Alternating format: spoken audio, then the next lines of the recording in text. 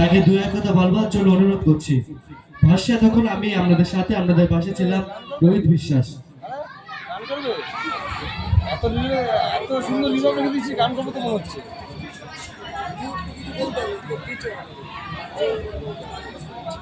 একটি বিশেষ ঘোষণা, আমাদের মেলায় একটি মোবাইল ফোন পাওয়া গেছে, যার মোবাইল ফোন তার উপযুক্ত প্রমাণ দিয়ে আমাদের অনুসন্ধান অফিস থেকে আপনি সংগ্রহ করে নেবেন। এবার যার তত্ত্বাবধানে আমরা সমগ্র নৃত্য অনুষ্ঠানটি দেখলাম, বলবার জন্য অনুরোধ করছি। সবাইকে নমস্কার।